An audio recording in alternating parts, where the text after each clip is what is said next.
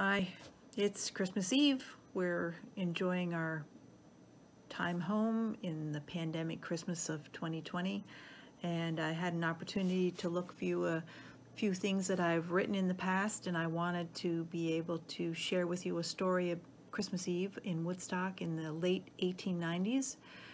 It's a story that I incorporated into my book, The American Tapestry, The Mowers of Maple Lane, and a lot of this information I'm grateful to have because of our interviews with Catherine Mower Wilber.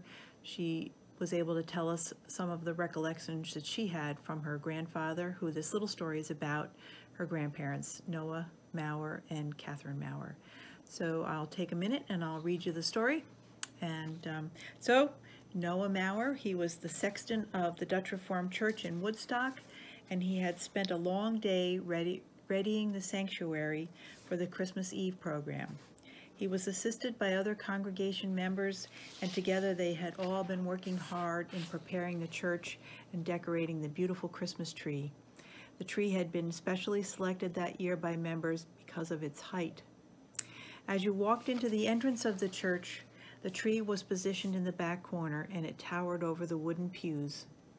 Anyone who stood in the upstairs choir balcony would be able to reach out and touch the top of the boughs of the tree. The sanctuary, fragrant with the smell of evergreens, balsam, and trailing pine, was lit by the large chandelier hanging in the center of the room. Members of the congregation had carefully hand-washed the glass and filled the receptacles with kerosene. As one let their eyes gaze upward, light from the dozens of little lamps shone brightly similar to the eastern star that the wise men followed so many centuries before.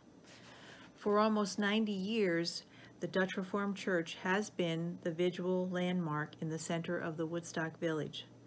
Though Noah attended the Lutheran church just a short walk down the hill, he was a capable neighbor, and who else to better take care of the church building?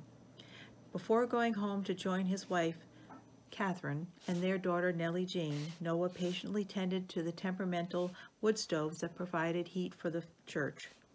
Members who came out on this chilly Christmas Eve would be greeted by the warmth of friendship and the fine fire in the wood stoves.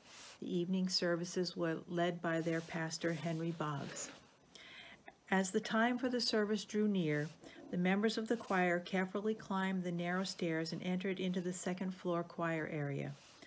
All the members, eager to sing on this special night, were dressed in their best choir gowns.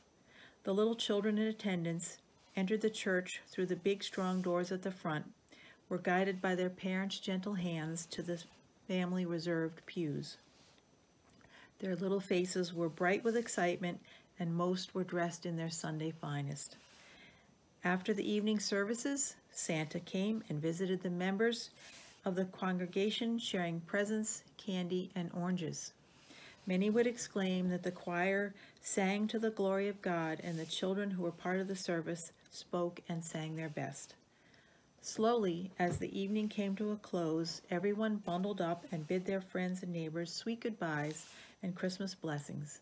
Noah, now weary from a very long day, returned to lock up the church, making it secure for the night. Carefully, he made his way across the large snow-covered empty lot adjacent to the church. The house that the Mower family occupied one time had been a harness-making shop for William Ploss, so they lived right next door to the church. Noah, Catherine, and their 19-year-old daughter Nellie Jane slept peacefully on a quiet Christmas Eve in the house that they rented from George Risley. The Mowers needed to rest and be ready very early in the morning on Christmas Day to make a trip to their son Walter's at his home in Tannersville. Noah and Catherine had an especially joyous reason to celebrate Christmas this year because on December 17, 1894, their first grandchild, Hazel Mower, had been born to Walter and his wife, Priscilla Short Mower. Early Christmas morning, Noah, Catherine, and their daughter filled the sleighs with blankets, food, and hot bricks to keep their feet warm. The I.D. Rose general store next door was closed for Christmas Day.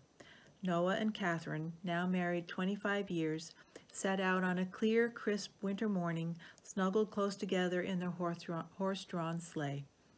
With a flick of the whip, they began to make their way around Overlook and up over Platte Clove Mountain to Tannersville for a family visit on Christmas Day in 1894.